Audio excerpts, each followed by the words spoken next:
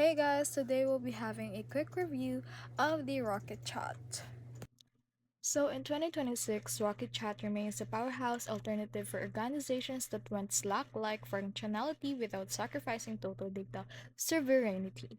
Unlike its cloud-only competitors, Rocket.Chat's biggest pro is that it is self-hosting capability, allowing you to keep every message and file on your own servers, which is a must-have for high-security industries like healthcare or defense. It's fully open source, meaning you can customize the UI, integrate your own AI models, and the bridge conversation across other platforms like WhatsApp, Telegram, or Matrix. The 2025 to 2026 models or updates have significantly polished the omni-channel customer service features, making it a two-in-one tool for internal team chat and external customer support. However, the con for this one is that it is a self-hosted version, requires actual technical expertise to maintain, and the mobile app can sometimes feel less snappy than Discord or Slack.